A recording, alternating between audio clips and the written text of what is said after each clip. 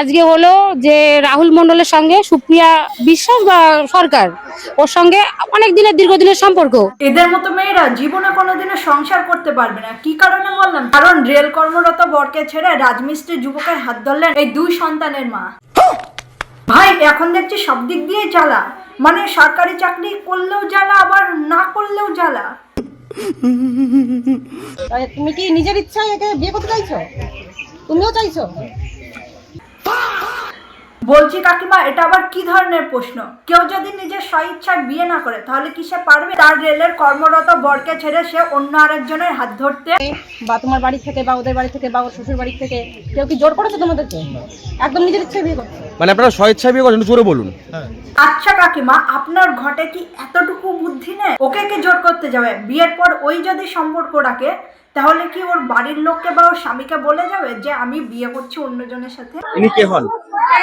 বর্তমান স্বামী এর আগে আপনার স্বামী কে ছিলেন? বিশাল সরকার, কোথায় বাড়ি তার? বইয়ে গেছে। আপনার কোনো ছেলে মেয়ে? এক ছেলে এক মেয়ে। কি যুগ এলো রে বাবা, দুইটা সন্তান থাকার পরেও বিহা করছে। তাহলে ভাবো ওই সন্তান দুইটা যখন বড় হবে তখন ওদের মান সম্মানটা কেমনে যাবে? আমার দাবি আমাকে ভালোভাবে ডিভোর্সটা দিয়ে দিক, এবার আমার নামে যে কেস আছে সেটা তুলে দিক, আমার এটাই দাবি। আমার 11 বছরের সংসার ওর সঙ্গে, আর রাহুলের সঙ্গে হচ্ছে 8 বছরের সম্পর্ক। ভাই এত বছর বিয়ে করে সংসার করার পরে আবার সে তার স্বামীর নামে কেস করে তার নিজের প্রেমিকার সাথে থাকার জন্য, অর্থাৎ বরের সঙ্গে 11 বছরের ইন্টু পিন্টু আর প্রেমিকার সঙ্গে 8 বছরের। আসলে বন্ধুগণ, এই ধরনের কিছু পচা আলুর জন্য বাদবাকি ভালো মেয়েদেরও বদনাম হয়ে যাচ্ছে। আমার মা বাবা, আমরা 4 ভাই। 8 বছর হলো আপনি কিছু বুঝতে পারেননি? না, আমি তো বাইরে থাকতাম চাকরি সূত্রে, তো বুঝতে পারিনি। হ্যাঁ, আজকালকার দিনে আমাদের সমাজে ঠিক এটাই ঘটছে। একদিকে তার স্বামী দিনের পর দিন কষ্ট করে 2 পয়সা রোজগার করে বেড়ায়, আর ওপর দিকে এই ধরনের কিছু মহিলা অন্য ছেলের সাথে ফুর্তি করে বেড়ায়। ঠিক বলেছো। এই 2-3 বছর হলো বুঝিয়েছি কিন্তু কোনো কথাই শুনে না। আর 4-5 বার চলে গেছে আমার বউ ওর সঙ্গে, আমি এনেছি, মানিয়েছি, বুঝিয়েছি, কিছুদিন ছিল, তারপরে এই ঘটনা ঘটিয়েছে। আরে কাকু, যে একবার অন্যের হাত ধরে পালিয়ে যায় আর তুমি তাকে যতবারই আনো না কেন সে ঠিক তার হাত ধরেই আবার বেরিয়ে যাবে। সঠিক বলেছেন। কি বয়স কত? 32। যে ছেলের সঙ্গে এখন আজ বিয়ে করলো রাহুল, 27 প্লাস। আরে ল্যাওড়া, এই দুজনের বয়সের গ্যাপ দেখেই তো মনে হচ্ছে যে এটা দুজনের ভাই বোনের সম্পর্ক। আমার শ্বশুর বাড়ি গাজনা। আর যে ছেলেটা তার বাড়ি কোথায়? তার বাড়ি বহির্গাছি মধ্যপাড়া। আপনার বাড়ি থেকে কতটা দূর? আমার বাড়ি থেকে মোটামুটি 100 মিটার হবে না, 50-60 মিটার হবে।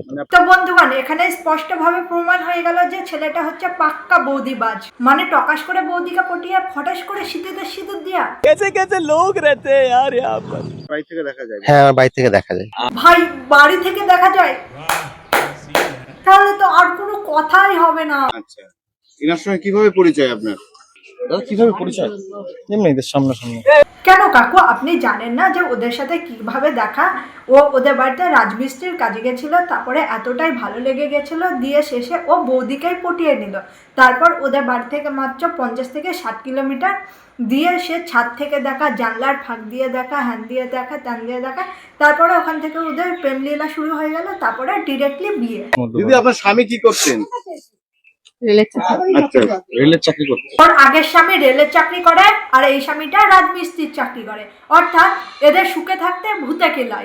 যখন ঠিক মতো খাবার জুটবে না তখন বলবে, আরে লেওড়া, এটা আমি কি করলাম।